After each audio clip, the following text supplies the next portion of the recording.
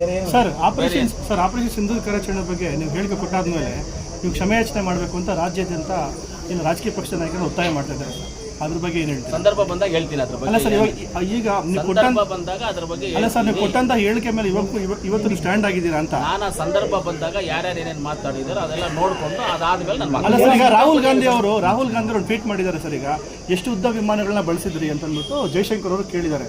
ಜೈಶಂಕರ್ ಅವರು ಒಂದು ಹೇಳಿಕೆ ಕೊಡ್ತಾರೆ, ನಾವು ಮೊದಲೇ ಯುದ್ಧ ಮಾಡೋದನ್ನ ಆಪರೇಷನ್ ಸಿಂಧೂರ್ ಕಾರ್ಯಾಚರಣೆ ಅವ್ರಿಗೆ ಮಾಹಿತಿ ಇತ್ತು ಅಂತ ಒಂದು ಸ್ಟೇಟ್ಮೆಂಟ್ ಕೊಡ್ತಾರೆ. ಅದ್ರ ಬಗ್ಗೆ ರಾಹುಲ್ ಗಾಂಧಿ ಅವರು ಏನು ಟ್ವೀಟ್ ಮಾಡಿದ್ದಾರೆ ಅನ್ನೋದನ್ನ ಟ್ವೀಟ್ ಅಲ್ಲಿ ಹೋಗಿ ನೋಡ್ಕೊಂಡು ಆಮೇಲೆ ನಾನು ಮಾತಾಡ್ತೀನಿ. ಮುಜುಗರ ಏನಾರು ಆಯ್ತಾ ನಿಮಗೆ 2-3 ದಿನದಿಂದ? ಒಂದೇ ಒಂದು ಹೇಳ್ತೀನಿ, ಚೆನ್ನಾಗಿ ಕೇಳ್ಕೊಳ್ರಿ ನೀವೆಲ್ಲ. ನಾನು ನಿನ್ನಿಂದ ಏನು ಜೀವನ ಮಾಡ್ತಾ ಇಲ್ಲ, ಇವರಿಂದ ಜೀವನ ಮಾಡ್ತಾ ಇಲ್ಲ, ಇವರಿಂದ ಜೀವನ ಮಾಡ್ತಾ ಇಲ್ಲ, ಇನ್ನೊಬ್ಬರು ನಂಬ್ಕೊಂಡು ಜೀವನ ಮಾಡ್ತಾ ಇಲ್ಲ.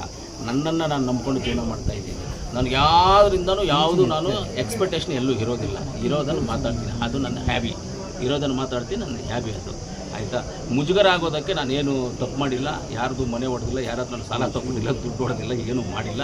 ಎಲ್ಲೂ ನನಗೆ ಸಾಲನೂ ಇಲ್ಲ, ಯಾರಿಗೂ ಕೊಡಬೇಕಾಗಿರುವಂಥ ಅವಶ್ಯಕತೆಯೂ ಯಾರಿಗೂ ಇಲ್ಲ. ನನಗೆ ಇದ್ದರೆ ನನಗೆ ಸಾಲ ಸೇನೆ ಬಗ್ಗೆ ಮಾತಾಡುವಾಗ ಇರ್ತವೆ, ಅದಿರ್ತವೆ. ಅಷ್ಟು ಬಿಟ್ಟರೆ ಬೇರೆ ಯಾವುದು ಇಲ್ಲ. ಅದರಿಂದ ನೀವು ಕೇಳಿದ್ದಕ್ಕೆ ನಾನು ನಮ್ಮ ರಾಹುಲ್ ಗಾಂಧಿ ಅವರು ಟ್ವೀಟ್ ಮಾಡಿರುವಂಥ, ನಮ್ಮ ನಾಯಕರು ಟ್ವೀಟ್ ಮಾಡಿರುವಂಥದ್ದು ನೋಡಿ ನಾಳೆ ಆನ್ಸರ್